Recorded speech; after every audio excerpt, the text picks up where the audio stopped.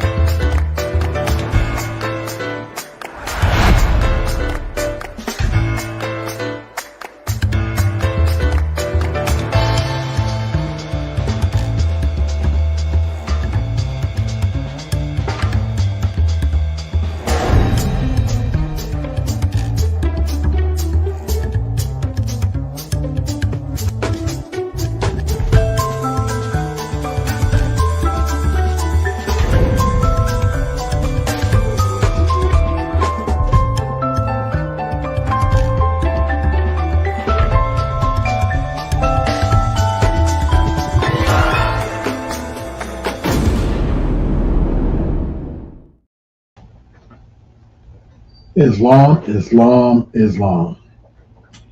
Welcome to our Moorish Islamic Sufi Sunday School. This is Moorish Science Temple of America, 1928, styled as the Moorish Temples of Islam. This is Grand Temple number 2, as well located in Decatur, Georgia.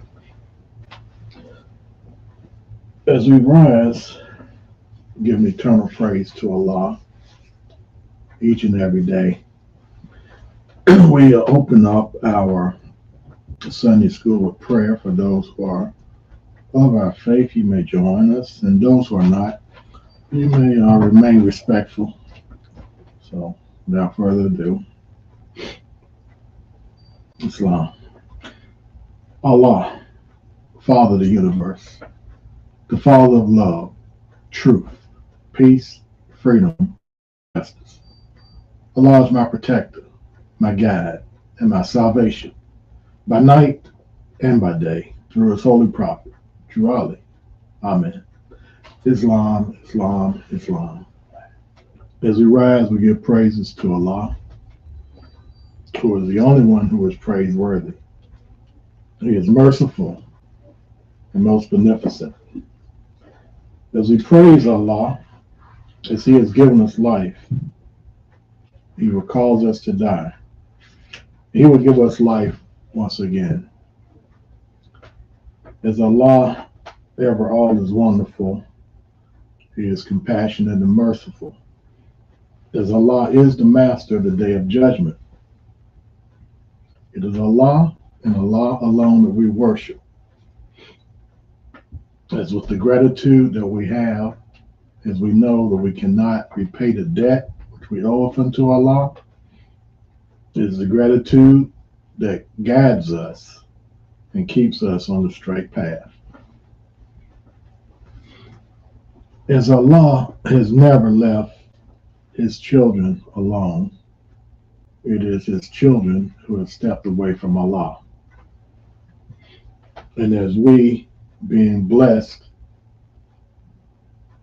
by Allah Himself, that He loved us so as a people, as a nation, that He gave us our very own prophet, one who speaks our language, one who grew up under the same conditions that we have come up under, one who Allah favored.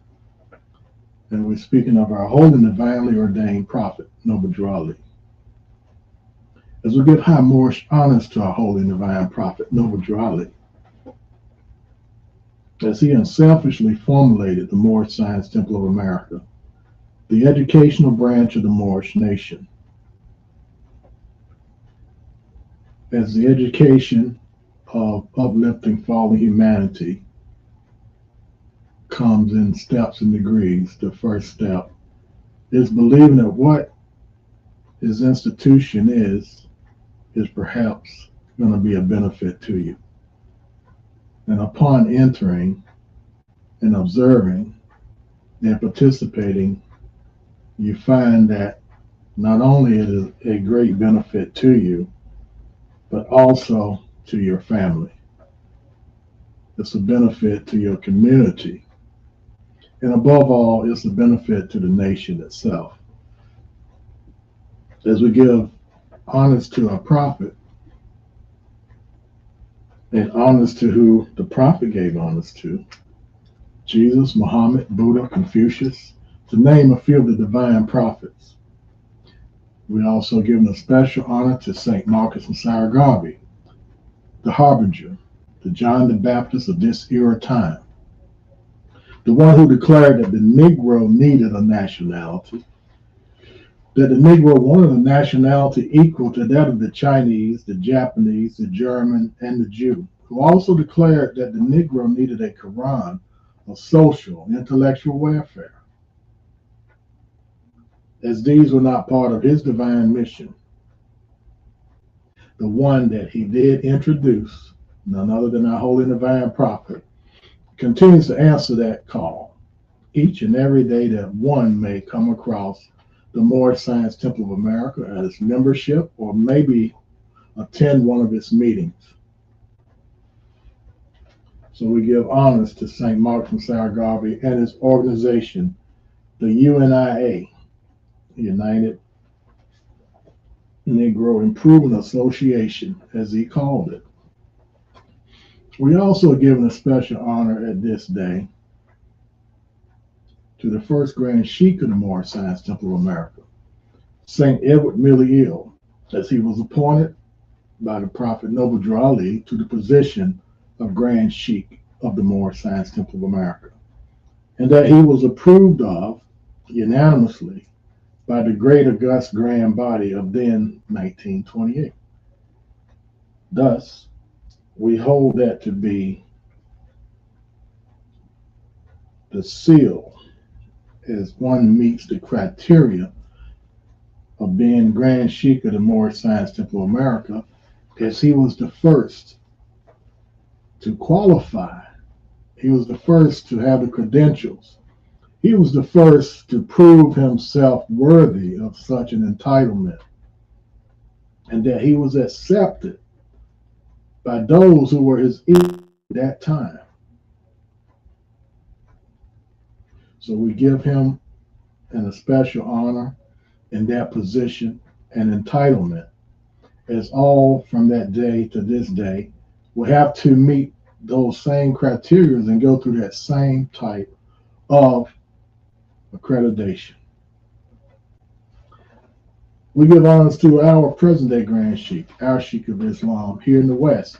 We affectionately call the Chief of Ministers, Sheikh Dr. Ras Saadiel, the Moorish Mahdi, which means reformer, as his reformation is to reinstall Islam back within the Moorish temples of Islam, to teach the things necessary to make men and women better citizens of the nation, and to call the attention back to Islam. So please stand by. Different direction. So too have they done with the truth that is supposedly comes from the east. Now a lot of y'all have heard me teach on it. I've taught y'all basically, that this is not supposed to come in, supposed to be for the Masonic order. Because all you Moors leaving the temple going into the Masonic order. When the prophet was here, they was leaving the lodge coming into the temple. Think about that. When the prophet was here, and you that are Masons are looking for greater light, left the lodge and came to the temple. Now, brothers are leaving the temple, going into the lodge. Now, if it was darkness in the lodge when the prophet was here, there can't be no light in it today. So you're leaving the light, going into the darkness. But the prophet spoke on that too. All this is out of religious controversy, page 8. The prophet.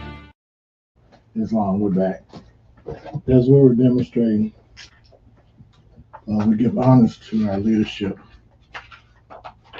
and we give honors to those who are on its staff, those of the trustee board, the Sheikh board, and the grand body. We give honors to our grand governors and governors, grand sheiks, grand sheikesses, adepts, members, friends, and sympathizers. And we also give those honors to those who are in association with the organization. Whatever measurement they are demonstrating and uplifting fallen humanity, we give them honor. And of course, you have to give honor to old Satan himself, because, as you know, he never takes any time off. He's causing death, destruction, mayhem, and confusion, amongst other things which will ensnare you if you're not careful. That is why the teachings of the prophet are so important to the Moorish American. So without further, we're going to do our reading, as it is part of our protocol. Like other bodies, we use the term that we have an agenda. And this agenda is predicated on the prophet's life, works, teachings. So we're going to read the prophethood. As it states, when it becomes clear that a certain person is a true prophet of Allah. The natural dictate of this realization is that his word should be accepted, his instructions followed, and his orders obeyed. It is unreasonable to accept a man as Allah's true prophet, and yet not believe in what he says or not follow what he ordains. Your very acceptance of him as Allah's prophet means that you have acknowledged that what he says is from Allah Almighty, and that whatever he does is in accordance with Allah's will and pleasure. Now, the disobedience to him is the disobedience of Allah. And the disobedience of Allah leads to nothing but ruin and devastation. Therefore, the very acceptance of the prophet makes it incumbent upon you to bow to his instructions and accept them without any hesitations whatsoever. You may not be able to fully grasp the wisdom or the usefulness of this or that order, but the very fact that an instruction has emanated from the prophet is sufficient guarantee for its truth, and there can be no room for doubt or suspicion. Your inability to understand it is no reason for its having a flaw or defect. For a common man's understanding is not flawless, it has its own limitations, and they cannot be ignored altogether. Again, as we state, we read that at the beginning of the meetings, because it's a declaration. It's a declaration you must answer to. If you believe what the teachings coming from the organization and those who are in the position to teach is from the prophet, and you believe that these things are true, then you accept them. Now, if you don't, you reject them. All is well. It's not for you. It's not for everyone. You know, we had a slogan, we reject more people than we accept, based upon qualification. They didn't live up to the standard. So now we have a mechanism in place that you qualify yourself before you join, before you make that final determination this is what you want. It's called spiritual boot camp, 15 to 18 weeks, where you go and study. And most of it is self-reflection. Predominantly is religious based because it gives you the opportunity to see where you are. It gives you the opportunity to, as Jesus says, see if you're worthy to be part of this great organization, if you're part of this great nation of people. You have to decide. We don't decide for you. There's no compulsion from us on you to join. That's your decision. Now, once you join, you are compelled to uphold the law that is placed before you. That is why Act 6 of our Divine Constitution and Bylaws is a cornerstone for every real Moorish American Muslim within the Prophet's temple. Everything else, suspect. That's right. I'm going to read you from Prophet Muhammad, Surah 2:27 through, we'll stop at 29. Now, we got this from our minister. And this here goes in alignment with today's subtopic. I use the term subtopic because the teacher has the true topic of the lesson for today. And we carry that same spirit into the opening of the meeting. Now, Surah 27, it reads, those who break Allah's covenant after ratifying it, who cut asunder what Allah has ordered to be joined, and who commit evil in the earth. These are indeed the losers. 28. Oh, disbelievers, how can you deny Allah when you were dead? Excuse me. And he gave you life. Then he will cause you to die and then restore you to life. And you will return to him to give an account. Now, this here declares that you stepped forward and said you want to be a part of this. You stepped forward in front of the congregation and declared, I want to be a Moorish American like all of you. Then you change your mind. Wow. Well, the prophet had a remedy for that as well. And the remedy is, if you lose confidence in I, your prophet, turn in your card and button, cease wearing your turban and fez, and return to the state where the prophet found you.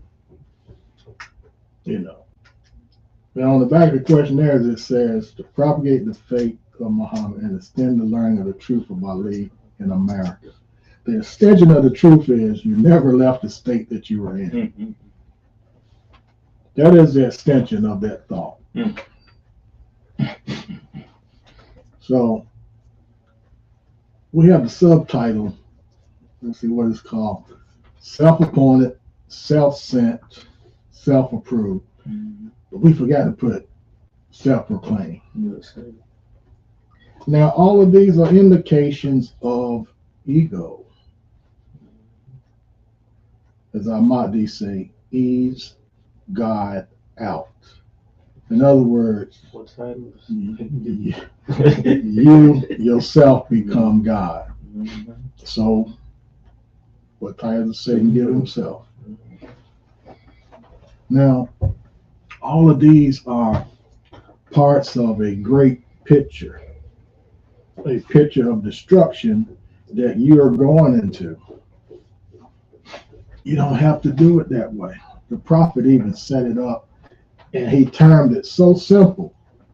In the Quran of the Moorish Science Temple of America, the prophet says in his chapter 29, Magistrate and Subject, he says, O thou, the favorite of heaven, whom the sons of men, thy equals, have agreed to raise to sovereign power and set as a ruler over themselves.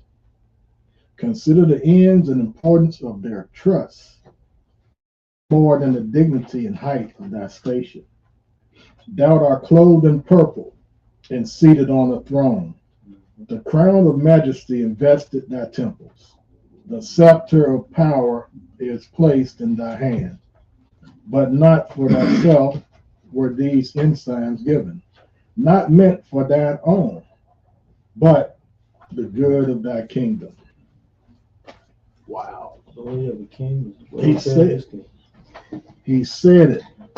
He says they got together, and amongst them, they rose and placed the position of authority to one who they deemed to know more, who they deemed to be more worthy of that position. Now, the responsibility of that individual isn't for him to fatten his pockets or his stomach because he's the head. It is to look after the safe enjoyment of all those who he is in charge of, to maintain the law and the order. Self-appointment, self-sent, self-proclaimed is not law and order. And those who have done this, you know who you are. See, we don't have to call your name. Your shame will let you know that it's you. Because the prophet did not lay it out this way. He put it in writing, just as I've read from his Quran, not my Quran. He laid out what it is that we are to do when it comes to exercising this particular event. I'll say law governs all events. This is telling you an event that is happening, unfolding. And the outcome is this person is not to misuse or abuse that responsibility entrusted in him by those who were of his equal. You know, our leadership has given us so much that the prophet had displayed in letters that he wrote to various members for questions that they had in regards to membership, positions such as making a citizen or sheep minister, etc.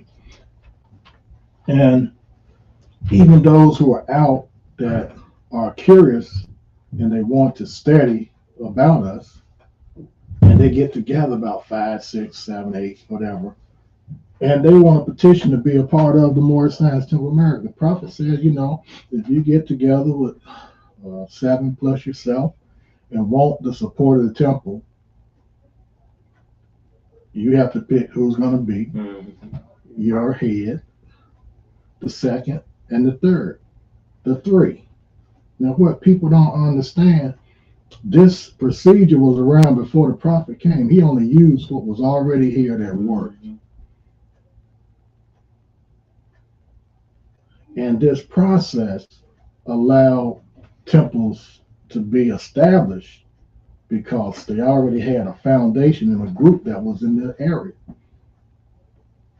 And one person was a spokesperson, the one that conducted the business of being warranted to get the authority to practice in the name of the temple from the temple, not the state of Louisiana or Mississippi, Alabama, Georgia, or wherever, but from the prophet's home office. The head of the Moorish Science Temple of America has that authority and power. The prophet gave it to the Grand Sheik.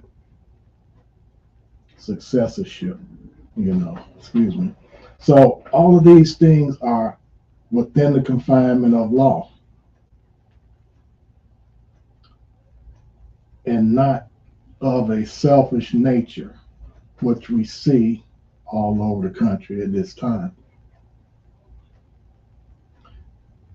And the prophet even declares it in his Quran.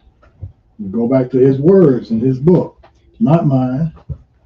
These are what he has instituted that should be followed. He says, the Moorish Science Temple of America is a lawfully chartered organization.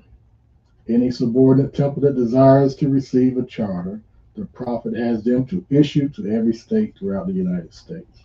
And you think you're talking about the state of Georgia, the state of Florida. He's talking about the Moorish Science Temple of America for you people who should know. You get a charter from the state of the prophet. He issues it out. Not, what's the guy down here? Kemp. Kemp is the guy that issues out. He issues out charters. He's the Secretary of State. If you go into the Secretary of any state of the United States, you're out of law of the prophet, but you're in law with the European system. And all is well if you want to be a franchise of them, like McDonald's, Burger King, or Wendy's, the redhead girl. You can do all of that. But it's not from the prophet's original intentions of the way this organization is to be. Now back to our self-proclaimed and self-sent. The prophet covered it very, very clearly and definitively. He said, amongst that group, you raise one that you want to be the leader. And if he fits the criteria, he has the credentials, and it's agreed upon, he is your ruler. He is the one that everyone looks toward. But that position is not to be abused. That position is not for his selfish gain. And we always state that enriching yourself and not saying that those who have given permission for you to be there is definitely evil and wicked. But the chief say even the prophet was under the law. The prophet was bound by his own law. Therefore, everything that preceded from that idea, it has to be within the framework of law. Yeah, I hear you. Excuse me.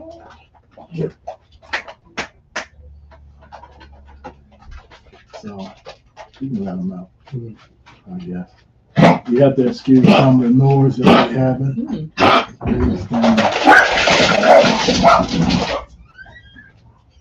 Yes.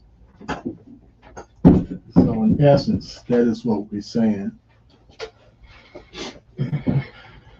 Be within the framework of the prophet's law, and that way you're recognized as such. Other than that, you're not recognized.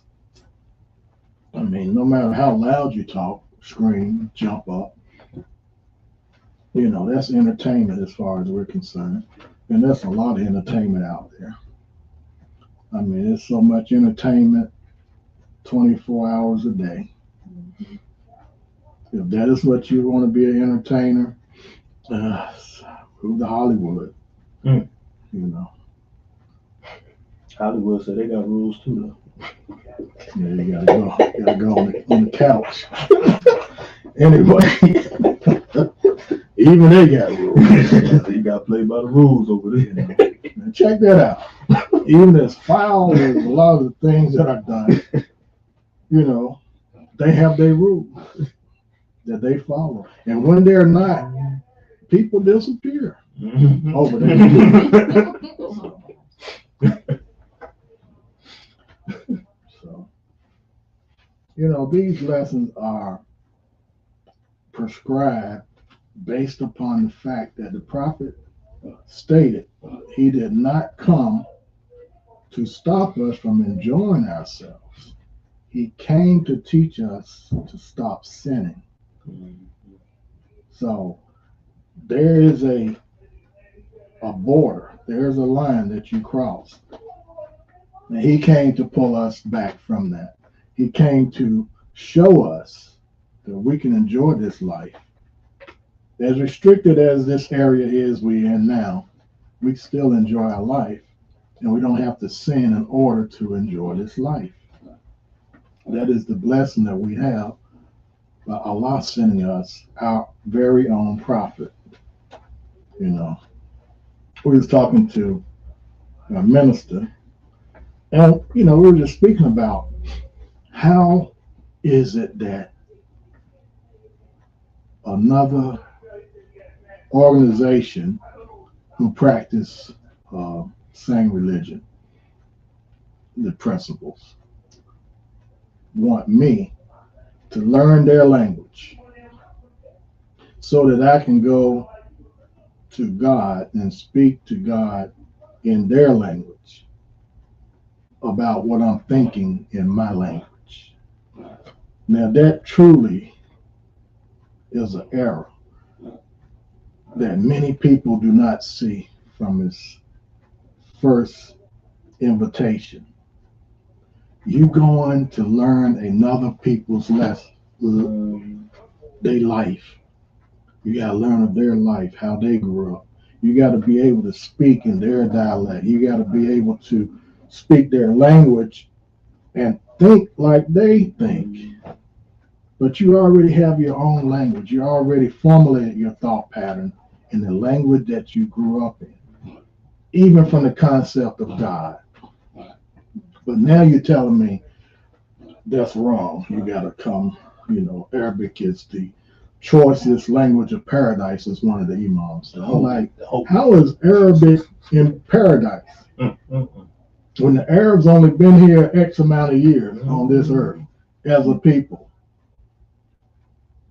We're not taking anything from them as a people. We're just stating the fact that I don't have to learn your language. I don't have to learn your culture, your traditions, and I don't have to take on your namesake in order to be a believer. Because won't they speak in Arabic when they was polytheistic? Won't they still speak in Arabic? They were speaking Arabic as heathens. But now it's the choicest language of paradise. but there was none in paradise. Okay. So our leadership made a statement once. I like it. It says, square rooted. You're going all the way around with all of these different things that entice people. Square root the issue. And the square root is that you still want to be superior to those who would join in this venture with you. So there goes the equality part. Now we here, those who join us as Moorish Americans, they come and they start from day one as the term goes, first class citizens. In other words, everything is afforded them as all other members. And especially when they become a member of the ADAPT chamber. So everything that you're learning is progressing you to that part. And that you have all of the privileges, all of the respect of a citizen from day one. You're not looked upon, you're not shunned, you're not called shirk or whatever these other words that are used in that particular language. And there is no discriminatory factor except for the ignorant part. A lot of things that we're ignorant to, that we're taught, now we can't say we didn't know. And now we also have a process of learning the things that we did not have, educational process, because that is what truly lets you see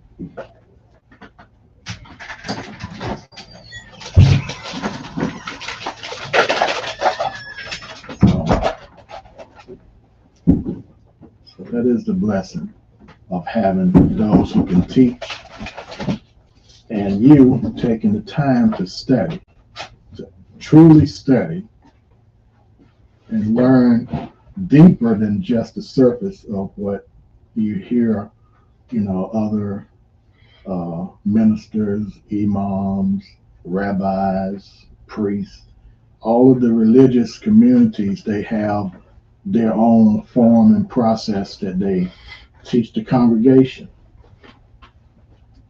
But those who really want to get into their true spiritual connection to their Father God, Allah, they get to go to other various studies and meetings. And even our leadership has recommended different books on religion, Islam in particular, the process of thinking, the process of learning, many different tools that help give you, more substance. We don't just come here on Friday and Sunday. We're studying all the time, every day. We take that time out. And that's for your own benefit. It's not going to hurt you. It's not going to kill you, so to speak. Well, it might kill that Negro that's in you, but all in all, it builds your understanding. So when you hear something that is out of order, you hear it. That don't sound right. I got to learn that language to talk to my God and think in that language. So I got to, what do they call that? Translate, transliteration. I have to do all that in my mind just to say, God, I'm having a bad day today. Because it makes sense. It makes no real sense. As a matter of fact, it's disrespectful. The prophet said it. Prophet Muhammad said it this way in his Quran: if you honor another people, you speak in their language, you're doing all these things that are other than your own mothers and fathers, you're no longer honoring them. That's why they look down upon those converts check that out. How can you hold up this particular religious fashion as being one of the greatest religions on the face of the earth, but yet those people who would come and convert, you look at them with little disdain because they don't quite speak your language? Mm-hmm. You have to really think about that. What's the difference between discrimination on the race and discrimination within the religion? Mm-hmm. Because ultimately that's what it's saying to me. Now, I could be wrong, but it indicates that this discriminatory practice within the Islamic community are more prevalent within that particular structure. Mm-hmm. We always speak about we're involved in what's known as the interfaith, which is a great program because the communities come together and they have different topics and subjects that they tackle, especially current events, things that happen that they can address because the religious community has a lot of power that is not fully used in certain circumstances. So when we come together in these events and we get to speak to other religious heads of those communities on these topics, we can come to different resolves and things that help them out, things that help us out, etc. And it's a great benefit all the way around. And we say that in this regard because, we always hearing about the unity meetings, the ministers' meetings, all of these things are great ideas that put down on paper. Now, the result of these meetings are what we're looking at. What is the process going forward? We was talking about the education being taught in the ministry. What are the study materials? What are the guidelines? How many times we meet? What is the main topics that are to be addressed? These are some of the things that should be on the paper when you go to these great meetings, because you have certain people there that can speak on it. Mm-hmm. And once things are detailed out, you have, we used to call a hit list, punch list, but you have a list of things that you have to do that's on the agenda. And they can be quartered out into weeks or months that you give a report. But each of these details are met, they're accomplished. That is how you move forward in what we would call, these unity meetings and or ministry. It's great. On the other side of it is the class part, learning, having a Quranic class night, which you're studying the scriptures. And as we have references with the Bible of the King James Version and of the Quran of Mecca, which was that Melania Ali, Yusuf Ali, different, it's over 15 or 16 different versions of it. And the one that we have that we use is a commentary of at least 4 to 5 sheikhs in Islam who all concurred with the footnotes and or how it is detailed in the scriptures and how it's read. So these are the tools that we use and we study. And as we do, things appear where they weren't before. Even in the Bible, King James Version, many of the lessons that we have heard our Mahdi go over on this Sunday school platform, as well as the Holy Day, he touches on a lot of those scriptures and details and gives them out. Now, whether you take the time to go and research and study Mm. and read it, actually read it, and then pause, go back over, you start to see it's telling a deeper story than just what you surface reading. Especially Genesis 1 and Genesis 2, dealing with man. The man that they say is Adam. These are just some highlights of, you have a teacher or guide that is pointing these things out, explaining them to you as he goes. And it's on you to take the note or go back and view the taping. As we said before, More Science Temple America 1928 has been on the Facebook and the YouTube program system since 2005. So that's what, 21 years. Mm-hmm. So you can go back 21 years and Wow. contrast and compare these topics and lessons that have been said and spoken on by our Mahdi. And, take your own notes, write your own notes. I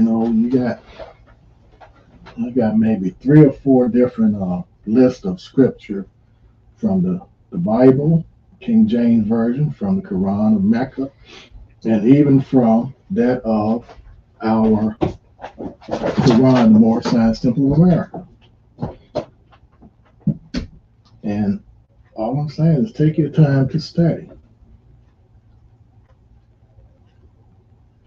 And then when these opportunities come for advancement or appointment, you'll go through the proper channel to receive that recognition. So we're not looking to be self-appointed, self-sent, self-approved, self-proclaimed. There's a procedure to everything within the More Science Temple of America. The prophet has detailed and laid out in the rules, regulations, and the laws. And to circumvent those is a form of sedition. You're trying to negate the prophet altogether. And as we stated before, if the prophet's not the head, it's not going to be recognized by any other government.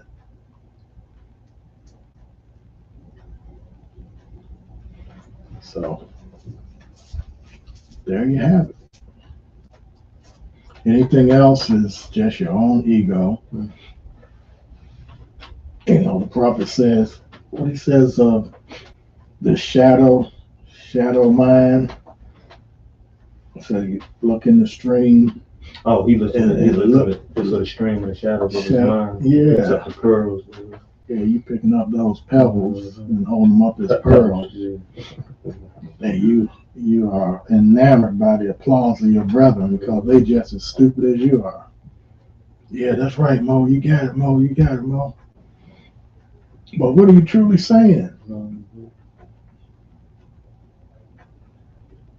That is in essence part of the great lesson.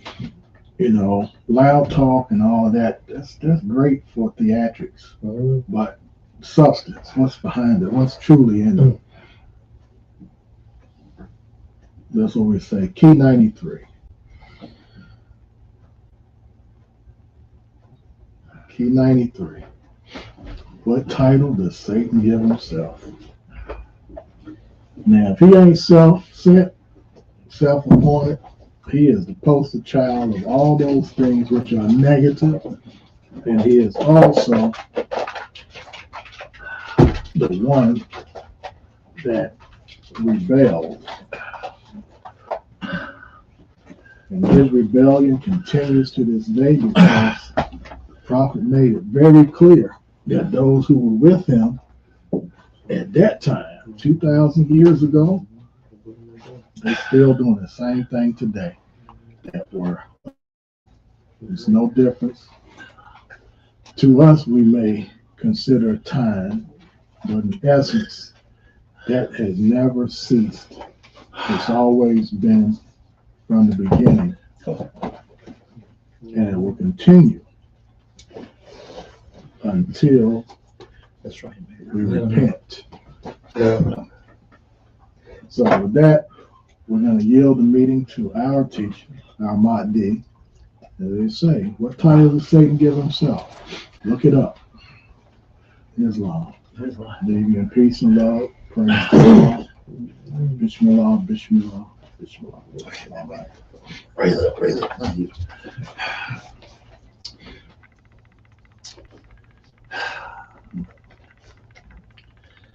I rise in perfect praises to Allah, the only God. Allah is Allah. I give high honors to Allah and the person made manifest to our holy prophet, Joe Ali, works, acts, and deeds. Islam, Islam, Islam. Bismillah, Bismillah, Bismillah. Woo! I got a doozy for y'all today. Doozy, doozy, doozy, doozy. And I'm going to set the stage because the brother called me. Now, the thing is, he was a perfect lesson. Now, I say it's a perfect lesson because yesterday I was at our sister's house with her son and stuff. And her husband, we was talking, going through stuff. And I was explaining to them how people come from the streets and come into the temple. You know, and this is the thing. If this is Allah and this is you, this is what y'all doing. See what I'm saying? Now, the difference of it is, I let Allah rise in me. The difference in them, they let the devil rise in them. That's why I got all these bands on my arm. So when they asked me, I said, because I'm keeping my Lord self down. This reminder. So now, when you use dope, you be like this here. And the thing of it is, you push your God away. Now, the reason I say that is because you lose all your morals. See, your mama and them teach you more. I don't care where you come from. Your mama and daddy, if you ain't got but a mama, she say, don't do that, boy. Don't do that, girl. So you got the morals and stuff, but you take them with you. But now you use drugs, you start losing your morals because you start doing shady stuff. You know, so you start losing what? And I used to tell people in the drug program, you know, they used to have this thing, NA, which is Narcotics Anonymous. They had AA, Alcoholics. And Alcoholics Anonymous was created by two alcoholics. Alcoholics Bill and Bob. One was a doctor, the other was a stockbroker. The reason they say anonymous is because you didn't want no dope fiend working on you, no alcoholic working. You in the operating room, he drunk. Ooh, I dropped the screwdriver. You know? So you didn't want that. Now if you use stocks and bonds and you put millions of dollars up and this guy is drunk, you tell him to go buy A, he go buy Z. You know, so this is why they had to have it anonymous. Now the catch of this, they call it the big book. I never would call the book the big book. See? They used to say, Brother Raheel, you know, this is the big book. No, that ain't the big book. The big book is my Quran. The big book is the Holy Quran of Mecca. The big book is the Bible. I put them all together and I got the big book. So anyway, he would have me, you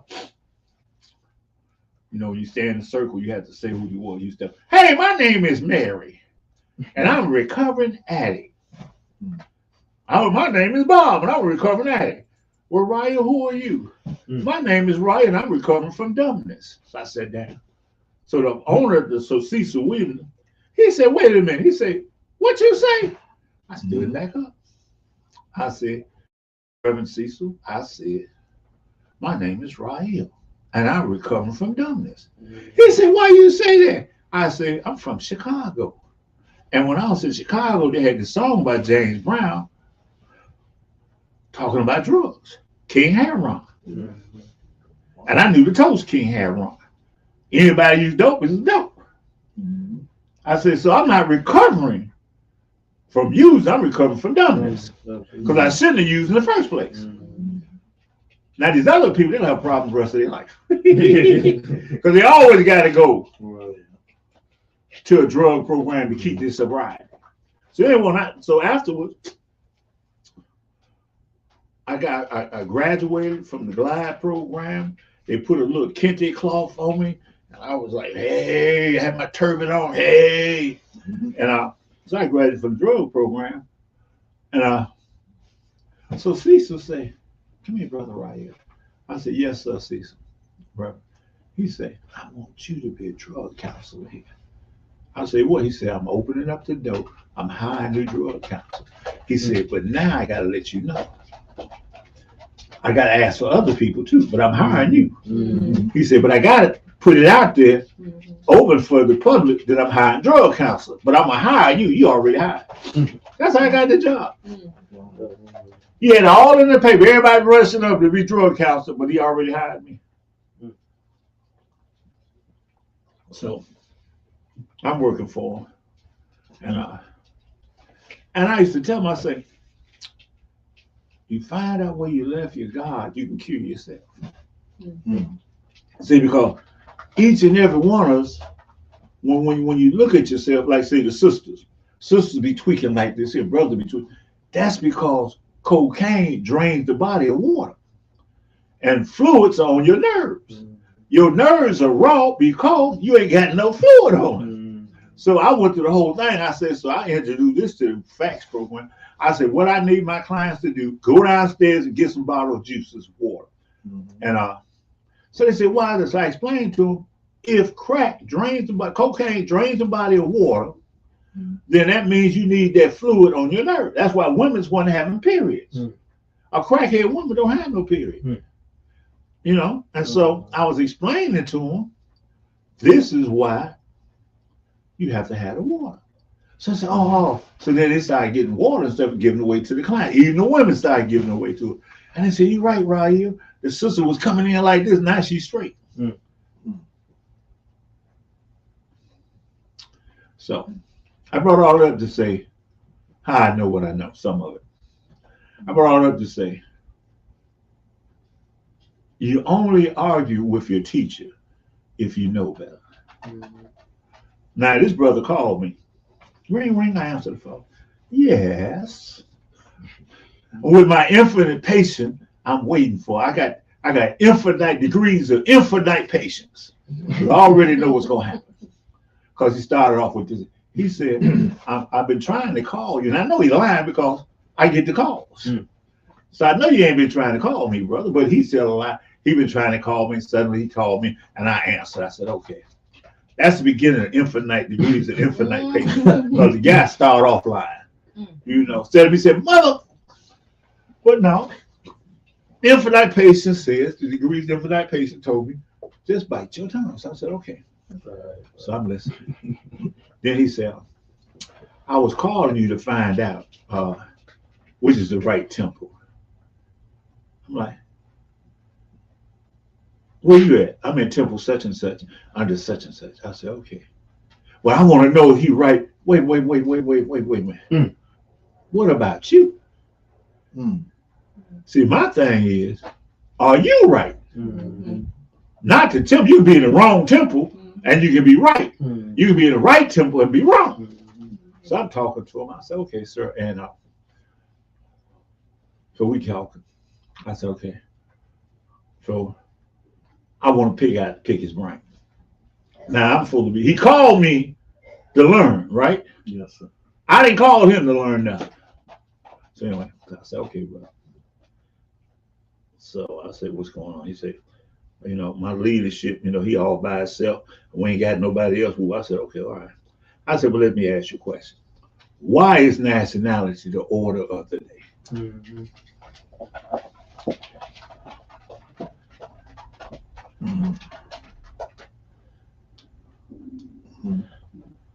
Down.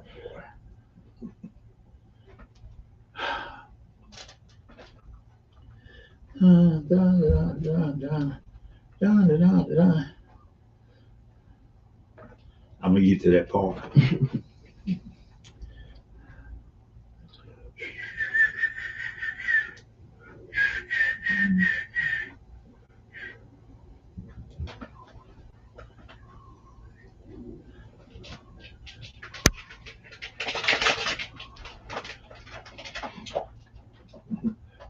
Okay. That's the wrong thing again.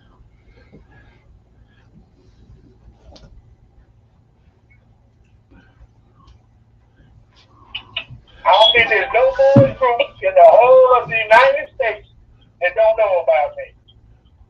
Matter of fact, the brother just did Wait a minute. AI thing. He was trying. I wanna get to that part. 'Cause I think he mentioned his name. I don't want to mention his name. Okay. Okay, back to the page. Back to the source. So you Bluetooth. I think it's on 50. So we can, no, so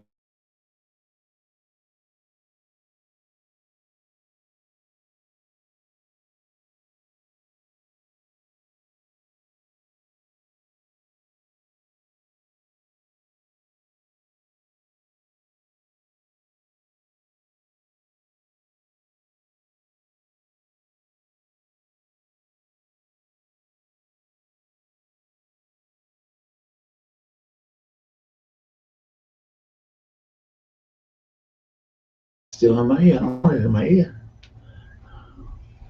I don't need that. I disconnected. Find it out so y'all can hear. Deep. See, that's the thing you want to know. How deep are you in the consciousness of the world as a whole? We have to challenge our thinking. Mm-hmm. I do that on a daily basis. See, let me ask you the question then. So you do that on a daily basis. Why is nationality the order of the day? So, nationality, okay, so I'm gonna give you this is just my answer. This is not, I didn't get it from anywhere. Well, come on with it. Okay, where you got it from? Give me that. So nationality is the order of the day because without it, you are a slave to another nation. Okay, right?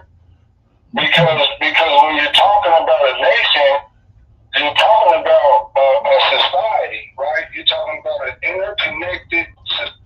All right. What did y'all notice first? The first thing he said is his answer. Mm-hmm. What he figured out. mm-hmm. His answer. Mm-hmm.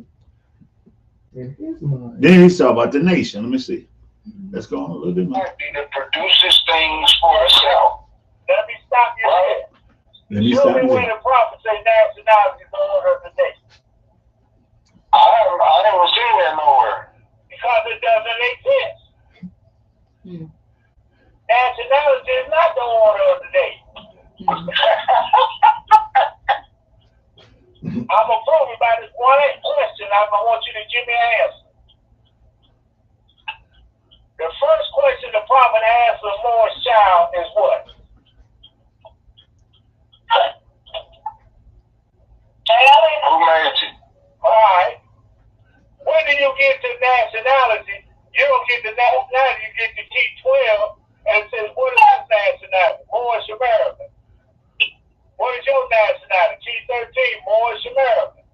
Why are we Moorish American? T14, because we're Moroccans. Citizens of Morocco are born in America, right? Yeah. So nationality is not the order of the day. It never has been. The first rule is to know who you are. T1. That goes with Acts 6 and 7. With us all of the time in nationality, we teach our people in nationality and their divine creed. So acknowledgement that you don't have a nationality creed allows you to come into the fold of our religion. I ain't listening to that, but go ahead. What? So nationality has never been the order of the day. But other people brought that in there because they're secular minded. They're not religious minded. And that's the problem. That's the problem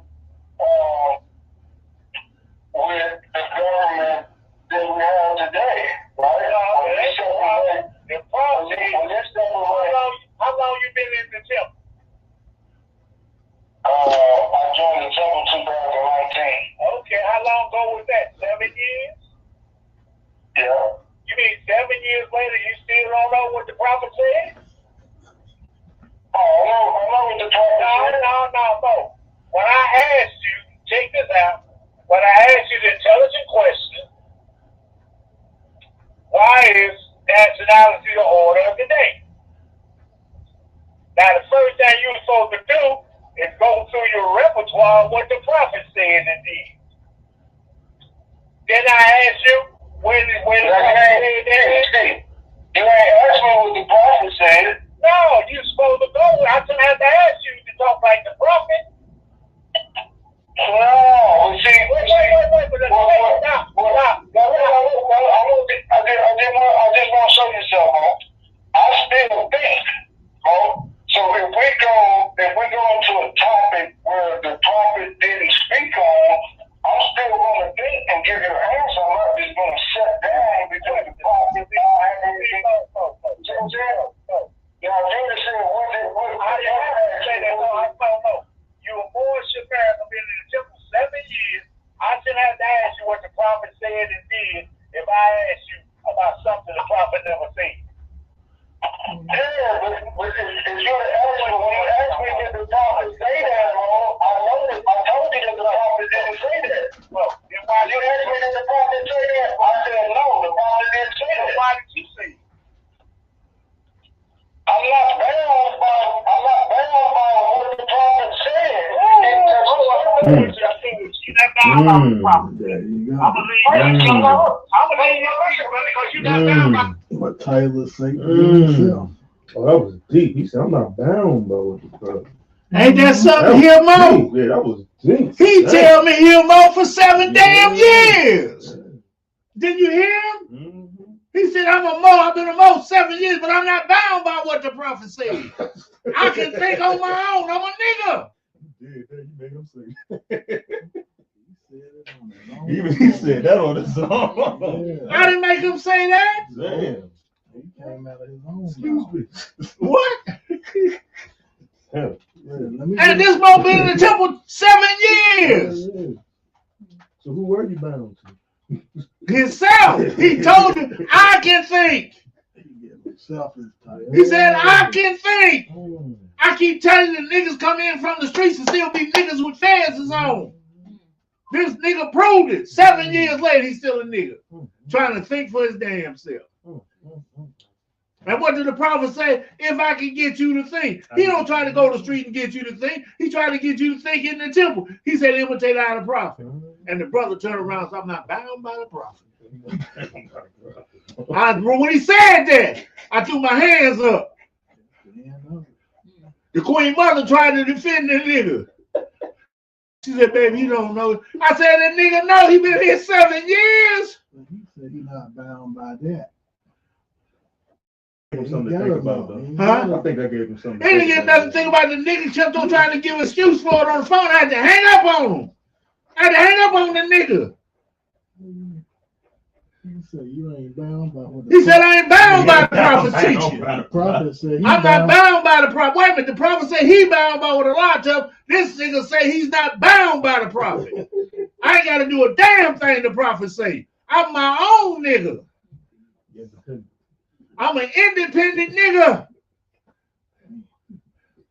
I'm a nigga of niggas. Because all niggas don't say that dumb stuff.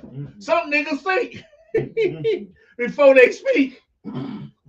He said, did I say it or he said it? Did y'all hear? Y'all show? He repeated it, didn't That was deep. Huh? That was deep. That was deep. he? He repeated it. He said, and he is chic and stuff. Shake. But he's not bound by what the... Listen, this is why I keep telling y'all. Don't call me with the dumb shit. The me and the queen mother got the fuss about it. I said, no. I said, listen. There's stupid. There's nigga stupid. Two different stupids. You can be dumb, you can be nigga dumb. Be dumb nigga is the worst creature on the face of the earth. And I listen. He called me to learn. So I let y'all hear it first because he got his name and stuff up there. You know, he can be embarrassed now. who watched the show. I was like, this nigga didn't just say that. He didn't just say he's not bound. You in the temple. You're not bound by Allah's prophet. You got ill or bad on your name, nigga. You're not bound. One of you're faking. You's a chameleon. You's a snake. And then he say, I can think on my own. What I loved about him is honest. Honest nigga. He was an honest dumb nigga. He told the truth. I've been teaching on this for a while, and I finally got a nigga to say it. I've been saying you come to the temple door, niggly, you put a fez on, and you're niggerly fez wearing. We have an old saying, you can put a $100 hat on the nickel head nigga, and the nigga still worth nickel. He's still thinking nickels. He just got a $100 hat on his head, make you think he's something. Pardon me. I mean, just think of that.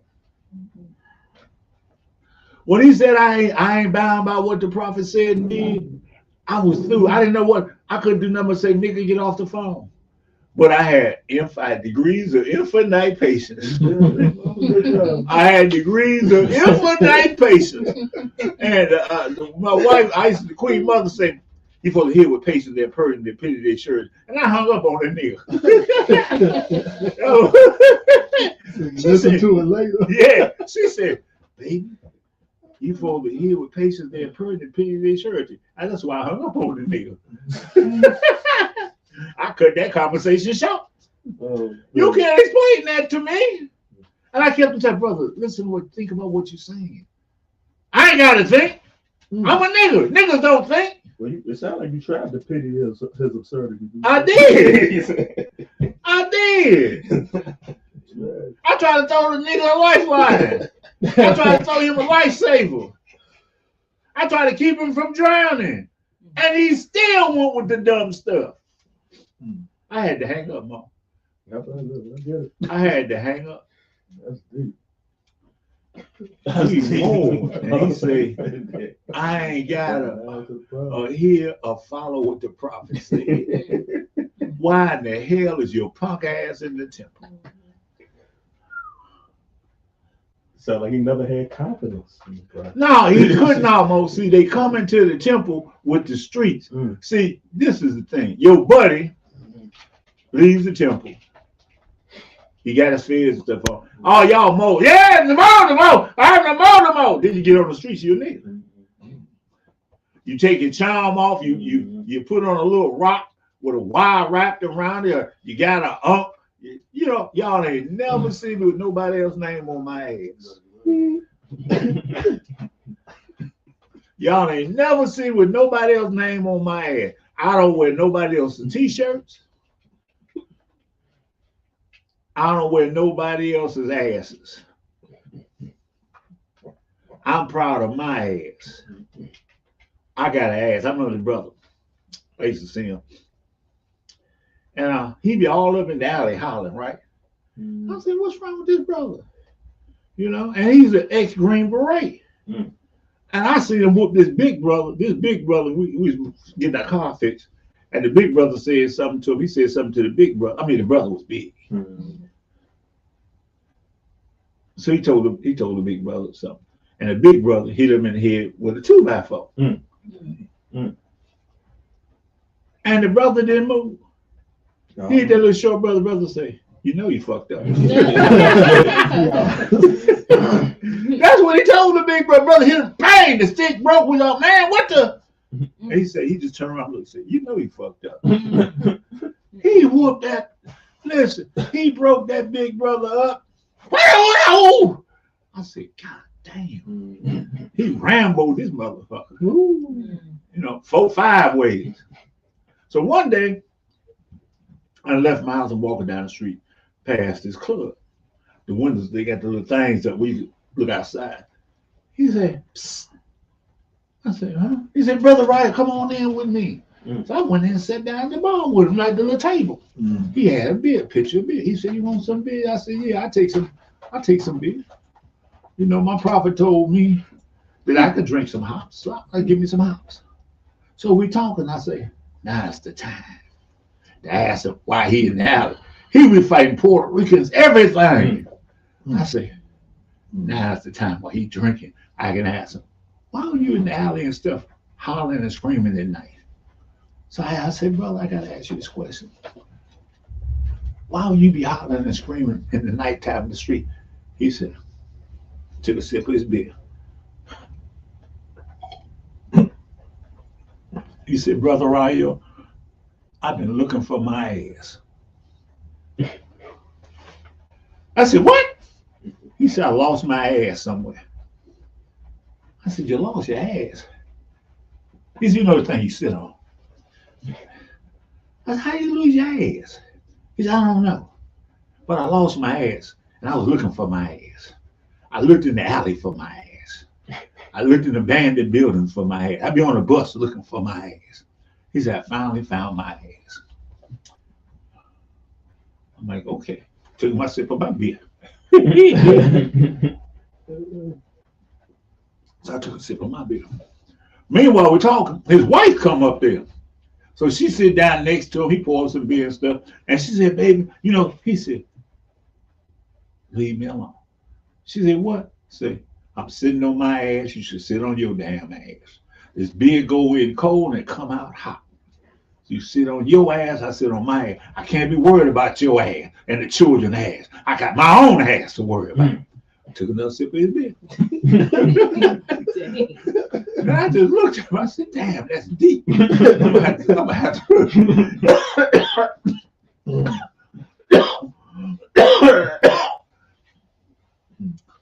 I said, brother, I gotta save my ass. I'm finna go.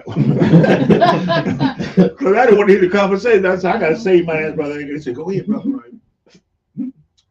So I left and I was analyzing. This man said he lost his ass. I said, that's a hell of a concept. I said, I wonder how many times did I lose my ass? I began to think. How many times did I lose my ass in a lifetime? I probably lost my ass 4 or 5 times. I didn't know it. You know? And so I started thinking on that. When you lose yourself. You know, some people lose themselves over a girlfriend or a boyfriend, a car. You lose yourself. I remember my grandma used to tell my cousin children, sit your ass, sit down on your ass. They said, Grandma, you see what you got? You see what's behind you? That's your ass. Now sit on your ass. That's why God gave you an ass, to sit down. Go sit on your ass and be quiet. I said, okay. That's probably why I had the word ass me. I thought about ass me. So I figured it out. And come on, Mom, come on. So how many times we lose our ass?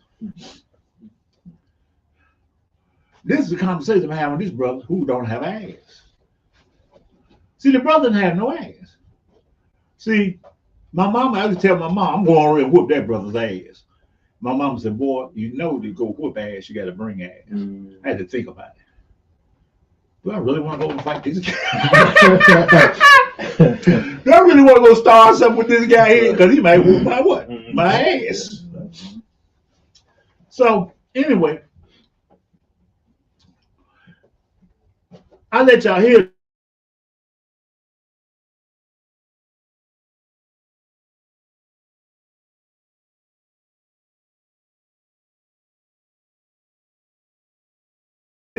He said, what? He ain't got to go by the prophet. Huh? He said he ain't bound to the prophet. Yeah. I'm not bound to the prophet. Why he pray? I thought in the prayer it says by night and by day. To his holy prophet. Wait. He ain't got no salvation. What did it say? He ain't bound to the prophet. I ain't bound to the prophet for my salvation.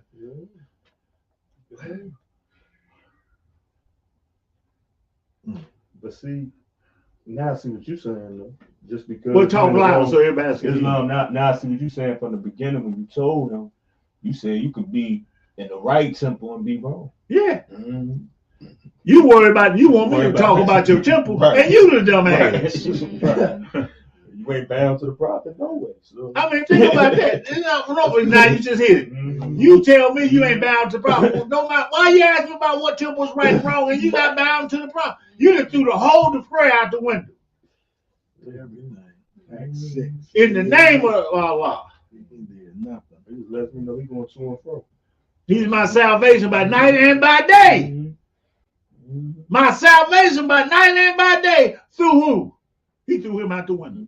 He ain't got an answer for that. He says prayers like this. Allah, the Father of the universe, Father, love, truth, peace, freedom, justice. Allah is my protector, my guide through nobody. I'm the big guy here. Mm-hmm. But did y'all hear him say that? Twice. Did y'all hear the nigga say, why you in the temple? Why you talking Morris to anybody and you ain't talking about, you ain't in the sun? The prophet said imitate out of the prophet. How you gonna imitate what you threw out the window?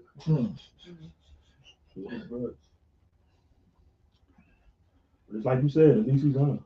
Yeah, he was honest, Mm-hmm. you know, because he think he right. Mm-hmm. See, Satan think he right. Go in your Quran and it tells you, Iblis say, I'm better than he. I made a fire. I can think. I'm better than the prophet. I'm better. What title he give himself? The thinking man. I could believe somebody got fez on his head, a charm on his neck, and been in the temple 7 years tell me, he ain't bound by the prophet. I wish one of my children told me I'd kick his ass out the house. I get a blood transfusion. Nigga can never talk to me again. If I had a child, he come and say, I'm not bound by you, daddy. Ooh, nigga, get away from me. Change your name. He come back to the house, the doorknobs be changed, everything.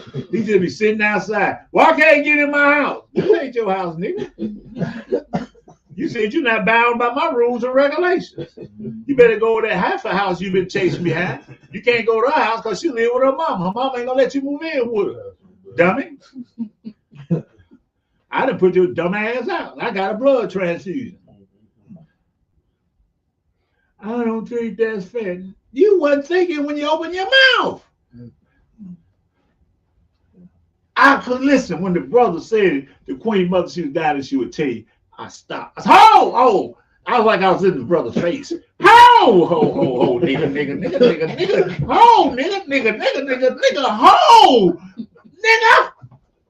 Put that shit on hold, nigga. Listen, I was in the car. Listen, I'm in the car, the phone in my pocket like this. And I'm talking to him. He says, ho! Oh, nigga, you didn't just say that, do that down my hold. Stop, think, nigga, think. Whew. The wife said, baby, what? Baby, he don't know no better. That nigga said, keep his mouth closed. He called me, I didn't call him. He called me to ask questions.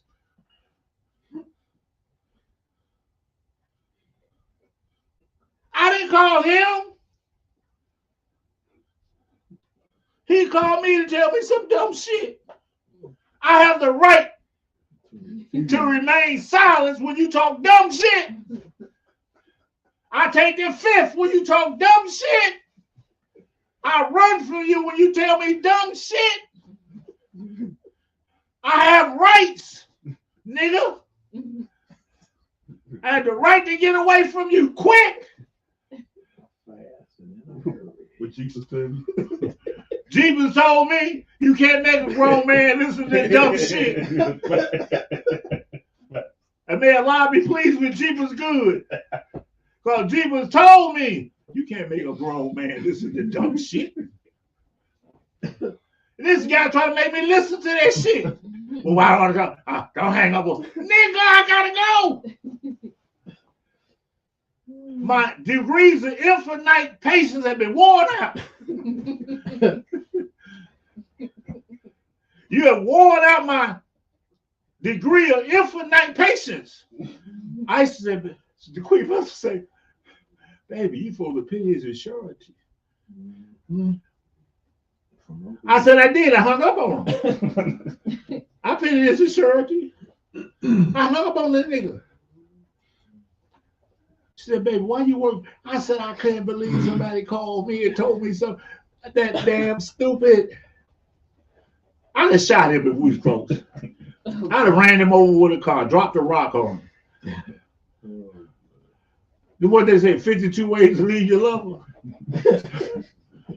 There ain't but one way to leave a fool, quickly. Yeah, no more conversation when I don't have word two when a nigga tell me something that's stupid. I'm not bound to the prophet. Soon as he said it, everything went off. All the beepers, the whistles, the screeches, everything in my body said, hell no. Everything in my body said, this nigga didn't just tell me that. I know he didn't call me to tell me something that damn stupid. That's the stupidest shit I've heard in the last 5 years. It's more stupider than the stupidest stuff I've heard in 20 years.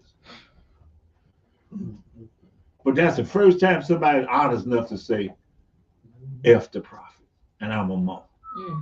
That's what he was saying. F the prophet. F everything the prophet brought, because I ain't bound to nothing. And that immediately, my mind immediately went to see him back.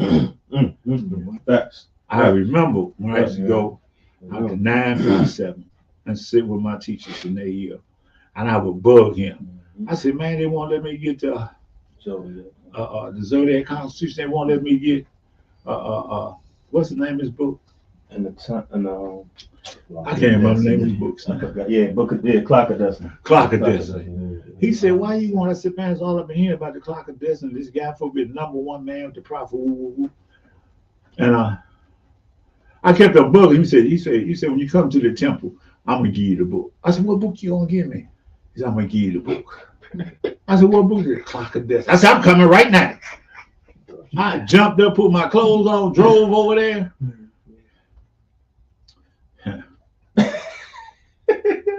I didn't drive nowhere. I got on the bus. I rushed over there, went to the temple. He gave me the book. He dropped me off on 63rd and King Drive. When I got to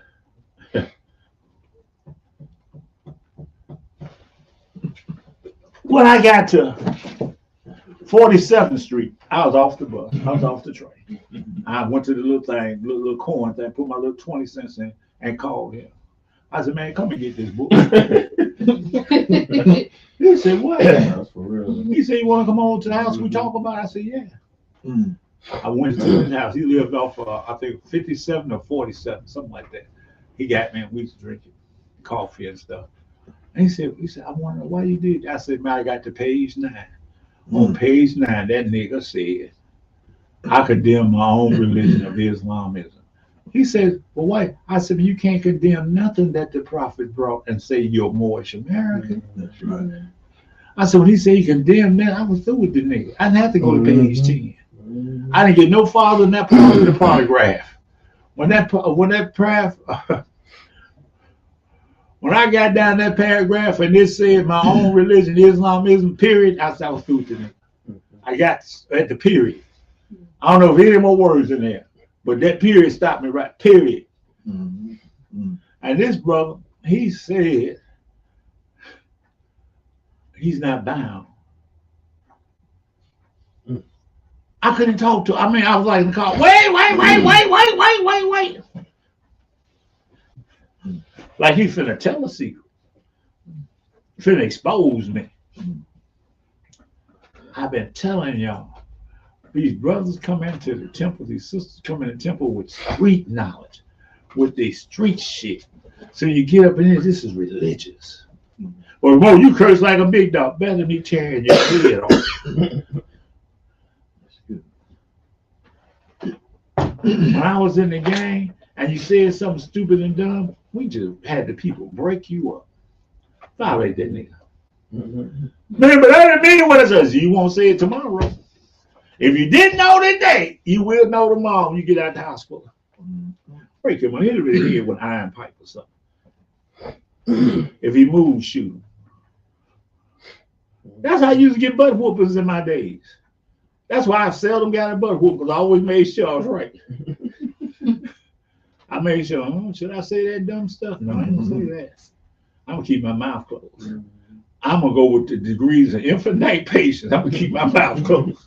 I ask somebody else dumb that. I ask somebody that's lesser in rank than him about that dumb question. That means no rank at all. I'm gonna ask somebody like me.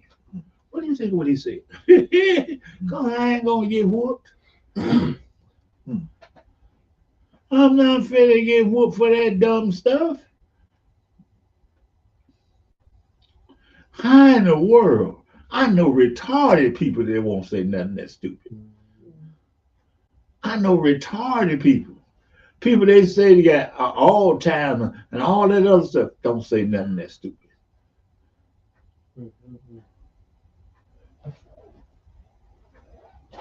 But that brother tooted his lips up. That's why I like that thing about them gorillas they got on the internet now. Oh, yeah. The gorillas say, take your bottom lip, put it with your top lip, shut the fuck up. Now I'm gonna stop cursing. I'm gonna stop talking a lot of stuff because I see my people need help. I mean, how could you tell another more a leader, somebody you called to ask questions because you think they got enough sense, and then tell them I'm not bound by what the prophet said? Then why are you calling me? Because I am. And I can't explain to you why. You're that dumb not to know. I'm sorry not. I mean, honestly, y'all just don't know. I was pissed off. You called me to tell me. First, you asked me, I want to know what temple is the right temple, what body is the right body, because I can go there and be there. Then you tell me you're not bound by the prophet. The right body is bound by the prophet. Listen to the word here. Body. The right body. Body of what? See, the body of what? See, the body of the prophet. The body that Allah gave you. Now check it. Allah gave you a body. Then he gave you another body that all y'all can get together and help one another. But you gonna tell me, after you asked me these dumb questions, I asked you, I was actually just intelligently challenging his mind. And he said he got his own mind. I've been saying that for decades. Brothers, your problem is you think, because that stuff you think on the street is clever, it's not clever here. I'm the one that came up with the circle of foods. They used to tell more, yeah, y'all been sitting in a circle lying to each other. Now you come over here and it don't work. Y'all been lying to each other all these years.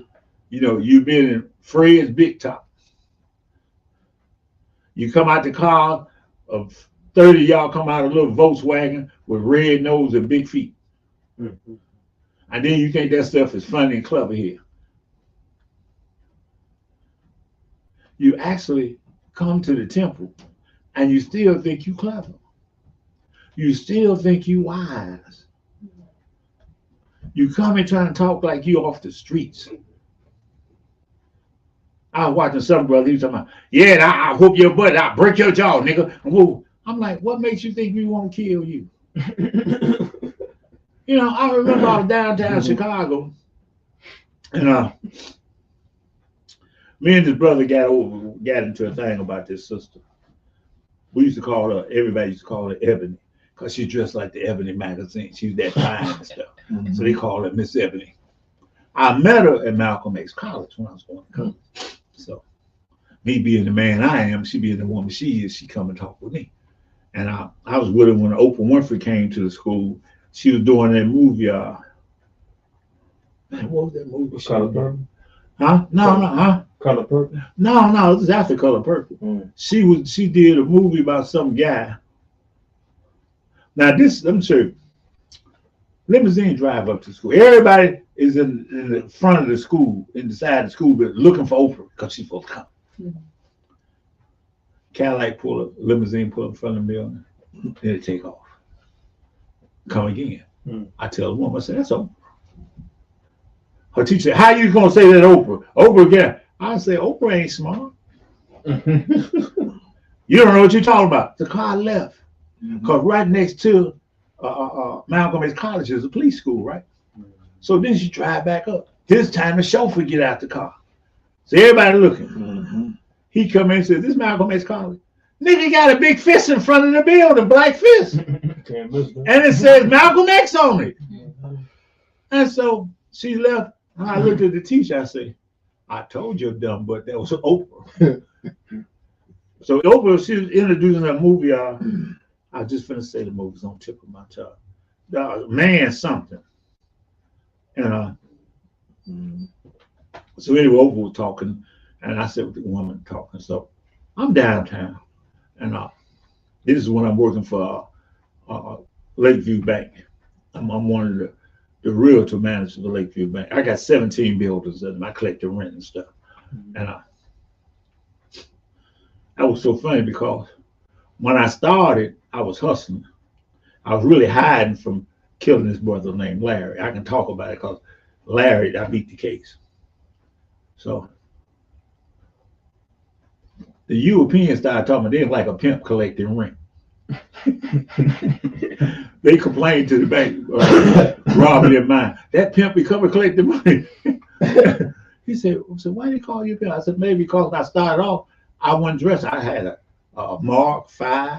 I wore the big Panama hats and stuff. I just like looking good. You know, I wore some gaiters and I'm collecting rent. So I'm just like, wow, man, this is the life. I'm working at Lakeview Bank, collecting other people's money. I would go into the court, and the funny part is they would tell me to step on the defendant part. I said, I'm the prosecutor. The judge said, I said, I'm taking him to court because they 4 months behind rent. I took doctors and lawyers to court. And I would hire the 2 police officers. I'd hire these police officers. I've got Ken and somebody else. I'll hire them to take the eviction notice out.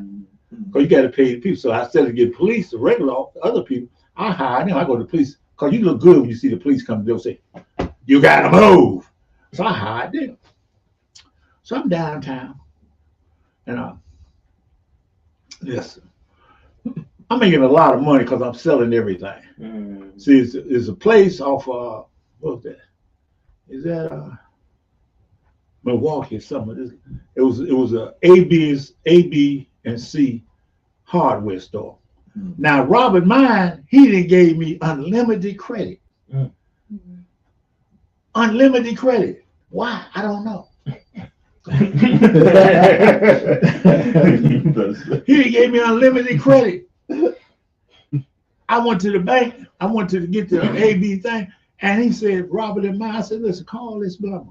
And Robert and Mine said, we worth $600 million. What we needed, who gonna co-sign for us? The guy said, what? So he said, I'm gonna call you right back. So I gave him a call, right? He called the bank. Robert and Mine answered the bank. He said, you really the bank, huh? He said, I told you. We worth over $600 million. So they gave us unlimited credit. So I would go there and buy heaters and stuff. Where I sell the heaters. I go buy air conditioners, everything. So you know, I kept a pocket full of money because I'm selling everything. That was the first homeboy shopping network. Yeah, and see, the thing that made it so cool was I had 17 buildings. Wow. And Robert and Mine didn't know what's going on in the building. I was in this building needed a water heater. This department needed a heater. This department needed air conditioning. And one time, I guess he was trying to check on us because we were putting the drywalls and stuff, me and my half brother. This is how I learned to put drywalls and stuff up because we did it ourselves to save money. But we charged them the full price. Mm. And so he came and looked at it. He said, okay, I see y'all doing that. And when I got fired from the bank, I had about 8 heaters. I had a bunch of stuff. I still making money off of it. And so I'm downtown. As I usually be, I got a pocket full of money. A couple $1,000, that's good for me. I'm at Ronnie Steakhouse. So Evelyn, which was the one we call Evelyn, she came there looking for me. So I don't know why I always figured she gonna come, you know, because I had a lot of money and I look after her and her family. And so she came down, I had a rose, right? And I brought some roses. I don't know why that day, I just had that feeling she was coming. I had a bunch of roses and stuff.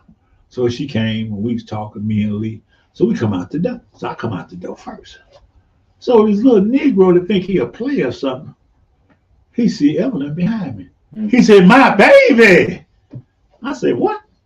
This nigga had the pants so long they shine. It's like he starched them.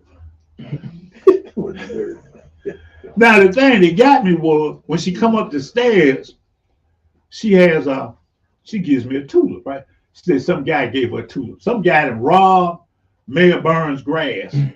She broke off a little tulip, right? But a little tulip with a little stem on it. What that did.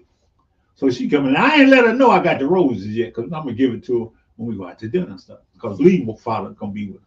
So we step by and say, say that. I said, you got stuff from this nigga? She give it back to her. I say, Lee, throw the roses on the ground. She said, what? I said, wait a minute, Lee. Get that money off each rose. Each rose had a $100 bill on it. I said, get that money off of it. So the guy started talking crazy. Man, I thought you was a player. So I unzipped my pants. I said, won't you play with this? So I did it right down middle. Randolph and State Street. I done unzipped my pants, pulled my penis out in rush hour. I was telling the kid, Mommy, that guy pulled his ding-a-ling out. So I tell the guy, I say, you can come and play with me now. So he started trying to do the same thing. I said, you was a punk in the fact, you're trying to imitate a man. I zipped in my pants. So we walked down the street. On the other side of the street is Walgreens off of State Street. So we went to Walgreens, and I'm looking at her. So we come out of Walgreens, they hide behind the paper stand. So him and his brother run out from the paper stand. And I guess they forgot I could box. You know, I guess they didn't think I could box. So before the brother knew it, he was shocked. I had knocked him down. And his other brother, the guy that's causing the problem, he run up on him. He picked up a milk crate. He hit me with the milk crate. But Lee grabbed the milk case, so that made him fall. So he was saying, I got bond money, nigga. We can fight in the street all day long. I'm finna cut his throat. I done popped my knife. I'm finna cut his throat. I couldn't do it because somebody had my arm. I said, leave that. It was the police. The same people I hired to go evict people. They said, he ain't worth it. They said, he ain't worth it. I was finna cut that fool's throat. He said, he ain't worth it, man. We're going to take him to jail for disorderly conduct. I said, okay, I left.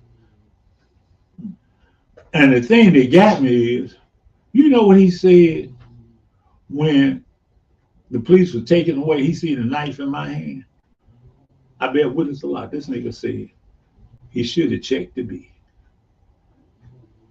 He said he should have checked that B. You don't know what I did from the time I left in front of Ronnie Steakhouse. I got to Walgreens. But the only thing he was gonna know for sure, they had my arm, I was gonna cut his throat and running, jump in my car, make a fast getaway. So I just looked at it. We got back. And sometimes you have to look. God saves you. You can do foolish things and God will be there by night and by day. That's a hell of a prayer. So, There's been a couple of times, by night and by day, Allah has been my salvation. And sometimes that salvation, it comes from the strangest places. But you have to recognize what's saving you. See, this dumb Negro don't know what's saving you. He thinks it's good luck. See, but one thing I know about Allah and the Prophet, if you in the temple, you doing right for a moment, you get credit for that. So you can do some dumb stuff and Allah let you get past. You can be in the added chamber 10 years. And 10 years you told somebody else the truth.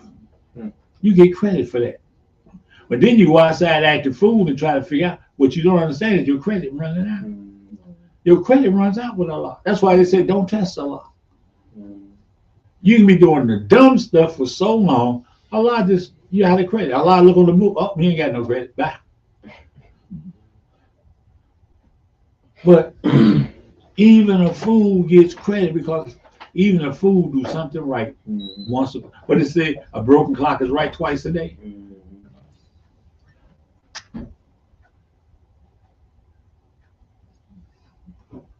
And so when that brother told me he's not bound by the prophet, I seen the prayer go out the window. I seen the blessings go out the window. And I wasn't gonna let myself be cursed. See, because you listen to that stuff. Remember I told you about subliminal suggestion?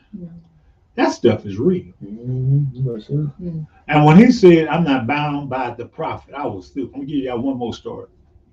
I went to Chicago and I was up there with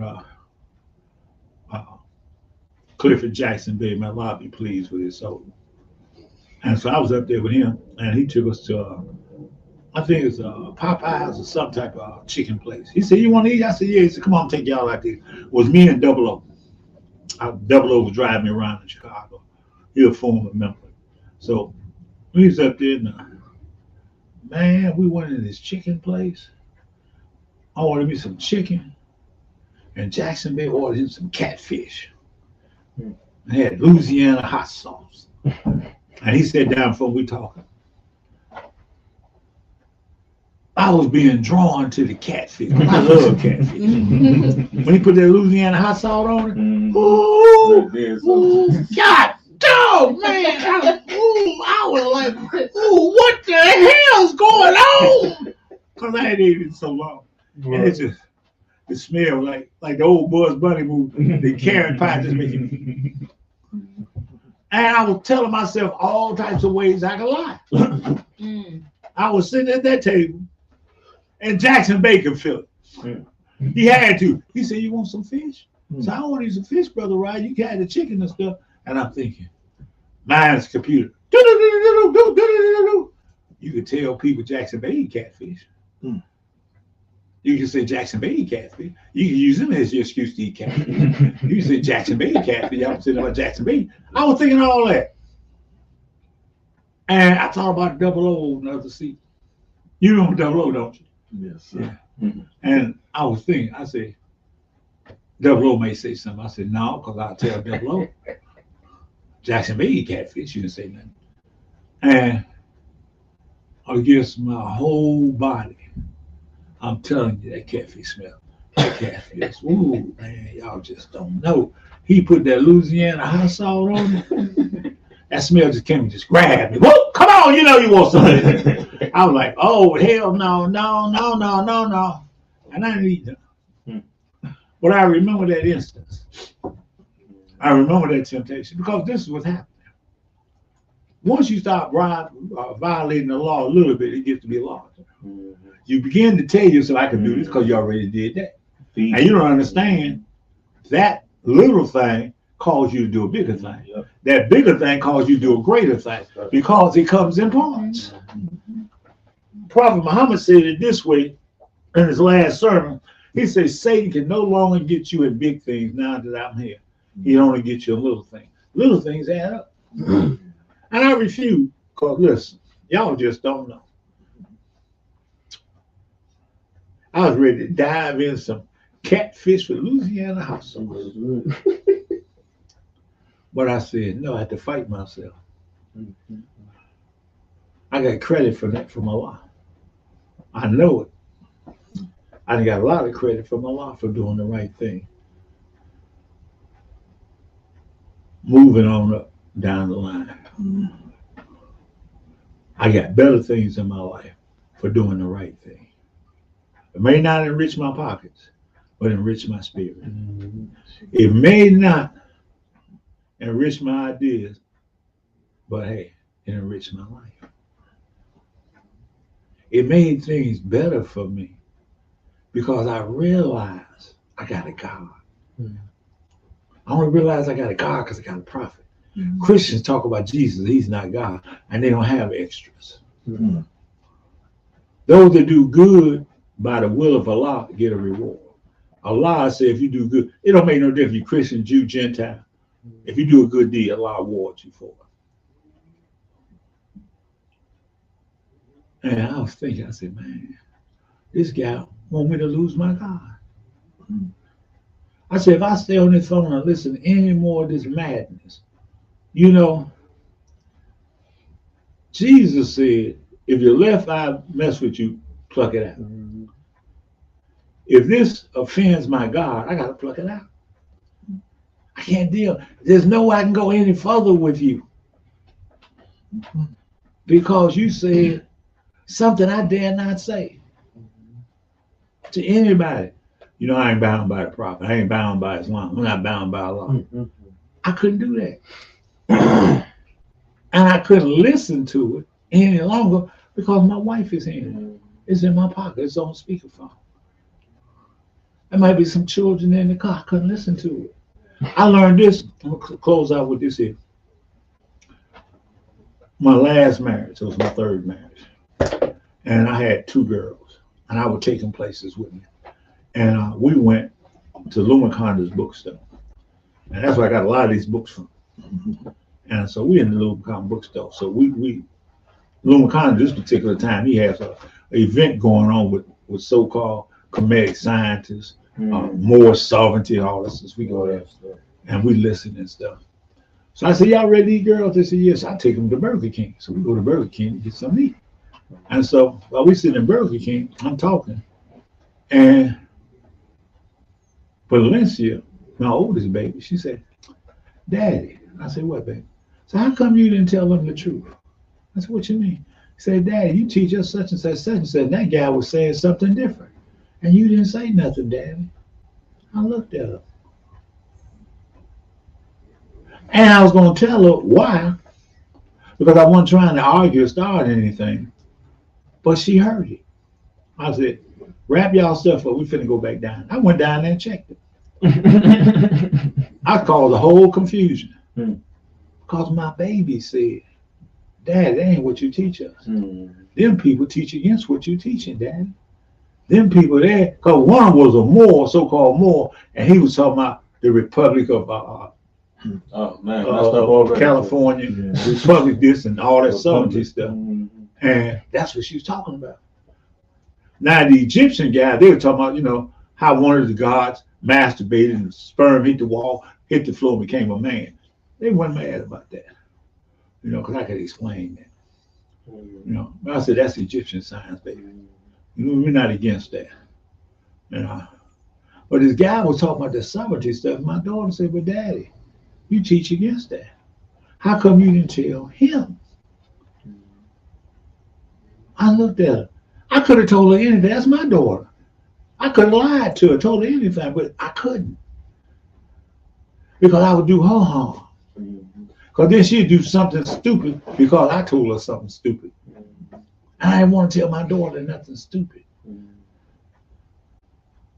Now, what really got me was my first wife's daughter. I went back to Chicago, and I'll never forget, I was on the Belmont train station, waiting to catch the train further north. Visiting the people out there doing convention time. I heard this voice. Raheel, Daddy, Raheel, Daddy, Daddy Raheel. Something like that, Daddy Raheel. And I'm like, what the hell calling my name and saying Daddy? Because my daughter, she was up in Ohio at the time. I'm like, it's a woman's voice. I said, who the hell calling me daddy?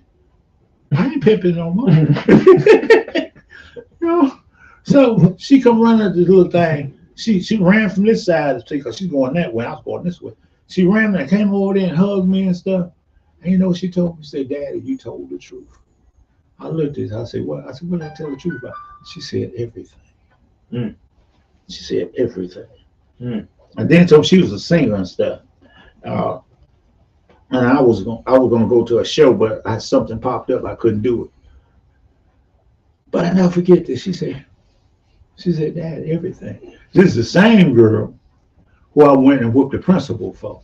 Mhm. You know. Yeah, I remember you talking about that. Yeah. So, and she knew what I told her, and I never forget what she said. She said, Daddy, you told the truth. I said, about what? She said, everything. I just looked at her. Hmm. Now she got to remember, I fought for her. I went to school and whooped the principal for her. You know, and she said everything.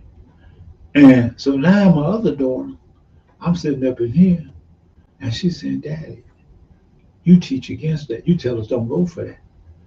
And I'm like, I can't lie to the baby. So I left. So now I'm to the point is, the reason I don't let nothing get by me is because I see my children. It's a psychological thing. This is why when y'all see people talking, I go off, because I'm looking at my children. I'm like, I don't ever know. Somebody else's child might be there with me. And they said, no, he told you was a lie. You couldn't even defend that. And I'm like, I'm here for the children, uplifting for all humanity. So if I can't lie to my own children about this, why would I lie to your children? And why would I let somebody lie to me about some stuff that's stupid?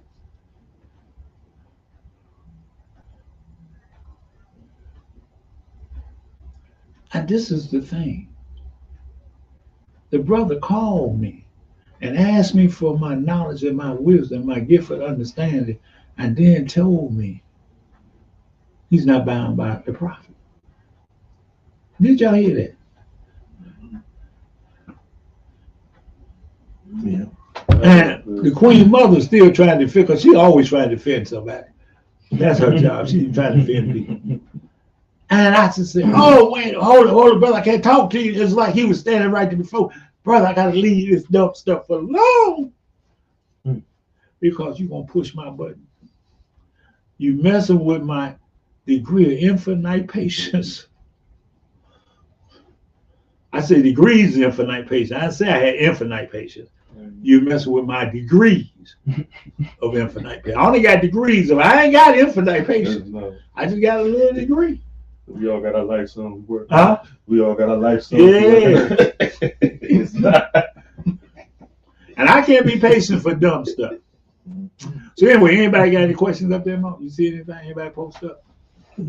Just have people checking in.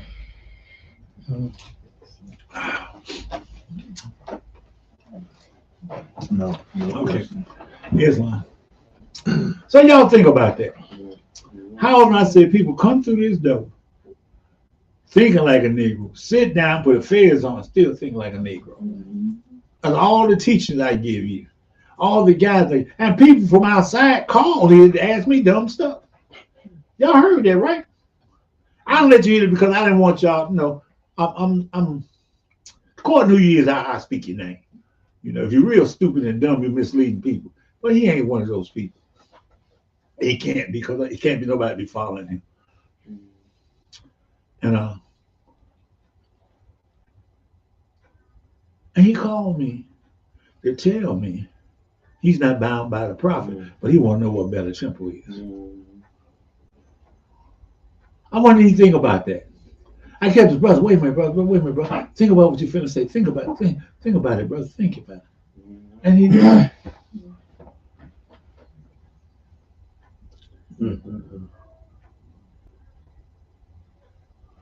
Y'all heard him, right? Yes, sir. It's like he going to and fro, seeking who he gonna be right. There you go, going to and fro, see, because he called me. I can think. That's what the devil told Allah.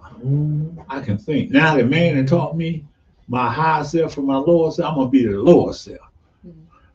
Man has made me wise. He ain't got to follow that man. And he ain't got to follow. Why would you say his prayers? It said about night and by day through his holy prophet. All this you get from Allah by night and by day, but you say you ain't got to follow the prophet. So Act 4 out the window too. So he just want to know the temple he can go and mess up. Yeah, that's what he wanted to find out. What temple to go mess up Pretty in? much. Pretty much. In the beginning, he said he want to make sure his grand body right. At the end, he said he's not bound by the prophet. So it's like,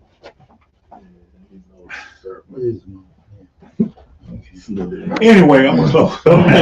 Bismillah, Bismillah, Bismillah. What? Let that go. Yeah, because she been doing that.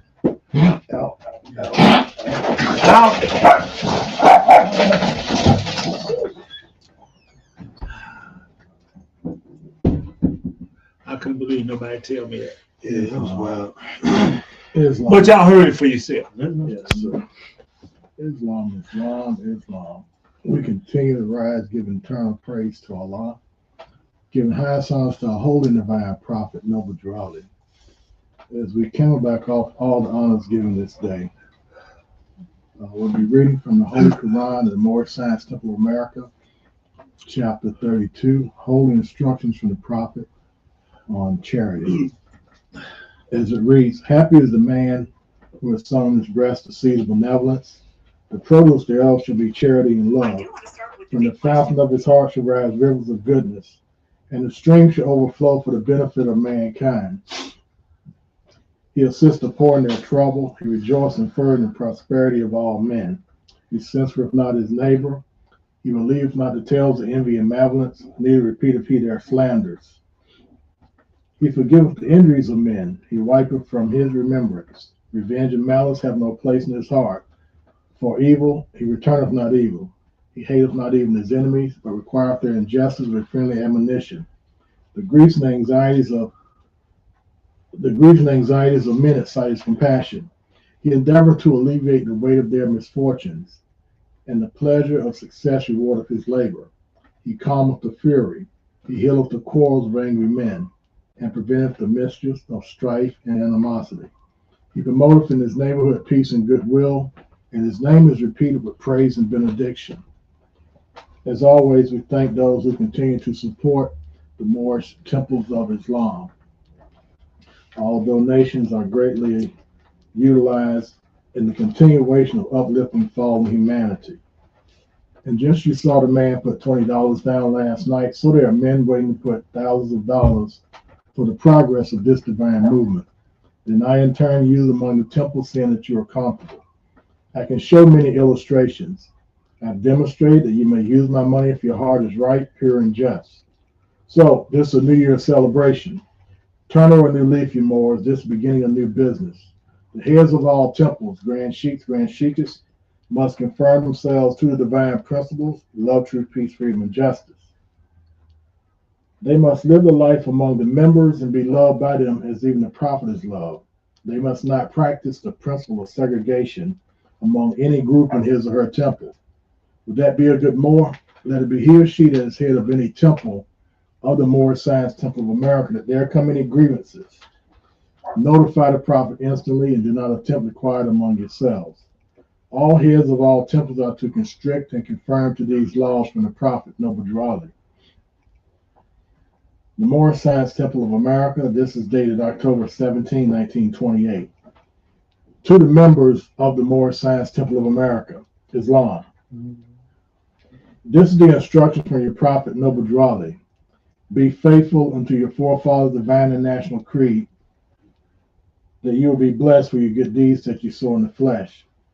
Allah is the one that judges the world, and his judgment is now on. But the weak can comprehend it not. The end of time is drawing near, so says Allah to his divine prophet, Noble Drew. That is why many hearts have been turned to stone, and many have eyes to see but cannot see, ears to hear but cannot hear. At least they would be confounded of their sins. These are the trying hours now, dear Moors, and every evil spirit is moving. They are trying every weak mind to overthrow and drag out the true foundation that has been laid, and to cause confusion in the minds of the ones that do believe. But if you have the true love of Allah and the spirit of your forefathers, you fear not what you hear, see, but will sacrifice the utmost of your very life to protect your movement and your profit. Watch your enemies, dear Moors. Your enemies are the ones that speak against your prophet and ridicule him to the very lowest, and the ones that speak against your divine and national principles of your temples. Act accordingly, and Allah will bless you for your good work. Peace, your divine prophet, Noble Drew. Our salvation, Allah, unity. The Moorish Science Temple of America, the Divine Constitution and Bylaws. Act 1. The Grand Sheikh and the Chairman of the Moorish Science Temple of America is empowered to make law and enforce laws with the assistance of the Prophet and the Grand Body of the Moorish Science Temple of America. The Assistant Grand Sheikh is to assist the Grand Sheikh in all affairs, if he lives according to love, truth, peace, freedom, and justice, and it is known before the members of the Moorish Science Temple of America. Act 2.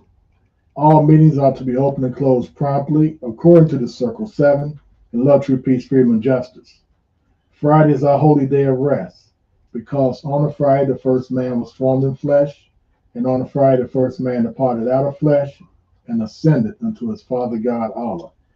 For that cause, Friday is a holy day for all Muslims all over the world. Act 3. Love, truth, peace, freedom, and justice must be proclaimed and practiced by all members of the Moorish Science Temple of America.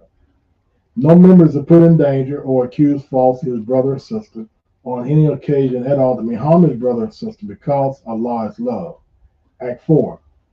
All members must preserve these holy and divine laws, and all members must obey the laws of the government, because by being a Moorish American, you are a part and parcel of the government and must live the life accordingly. Act 5. This organization of the Moorish Temple of America is not to cause any confusion or to overthrow the laws and constitution of the said government, but to obey hereby. Act 6. With us, all members must proclaim their nationality, and we are teaching our people their nationality and their divine creed, that they may know that they are part and parcel of this said government, and know that they are not Negroes, colored folks, black people, or Ethiopians, because these names were given to slaves by slaveholders in 1779 and lasted until 1865 during the time of slavery. But this is a new era time now, and all men now must proclaim their free national name to be recognized by the nation of, to be recognized by the nation, by the government in which they live in the nations of the earth. This is the reason why Allah, the great God of the universe, ordained Noble Drew, the prophet, to redeem his people from their sinful ways. The Moorish Americans are descendants of the ancient Moabites, whom inhabited the northwestern and southwestern shores of Africa. Act 7. All members must promptly attend their meetings and become a part and parcel of all uplifting acts of the Moorish Science Temple of America. Members must pay their dues and keep in line with all necessities of the Moorish Science Temple of America. Then you are entitled to the name of faithful. Husband, you must support your wife and children. Wife, you must obey your husband, take care of your children, and look after the duties of your household. Sons and daughters must obey father and mother and be industrious, and become a part of the uplifting of fallen humanity. All Moorish Americans must keep their hearts and minds pure of love and their bodies clean with water. This divine covenant is from your holy prophet, Noble Drew, through the guidance of his Father God, Allah. Noble Drew is the founder of the Moorish Science Temple of America. As it is recorded, the Holy and Divine Prophet once stated, if there is something going on wrong in your grand body and the head of the temple knows what's going on wrong and he doesn't stop it, it's because he is in on what's going on wrong. As our leadership declared, there is no sense in having the laws after they've been read, that they are violated willfully and continuously, and that there is nothing done to violate of said law, then you're in on what's going on wrong and you are part of the problem. Islam. As always, we thank those who tune in and for the questions and statements. Later this evening, we'll be having the rendition of our If the Truth Be Told, hosted by the Mahdi, our Supreme Grand Sheikh, Chief Minister, Dr. Ras Saadi Il, Yes. Tune in. It'll be at 8:30 p.m.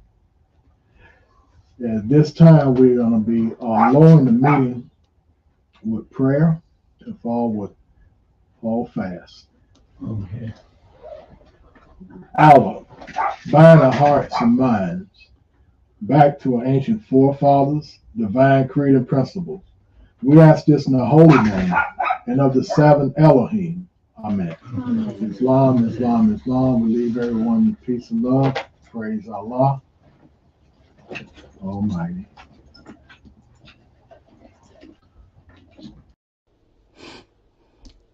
Islam. Thank you for being the best part of what we do, and that is to inform, educate, and uplift. We welcome you to learn more about us, join our mailing list, or perhaps you are seeking to become a member of our community. We invite you to visit our website at msta1928.org. You would also find a host of various publications to aid in your understanding about the history and faith of Islam from a Moorish American perspective at the MoorishIslamicStore.com. Make sure to subscribe to our channel to be informed of our regular scheduled programs. May Allah go before you. We leave you in the best of ways, peace and love, in praises to Allah Almighty.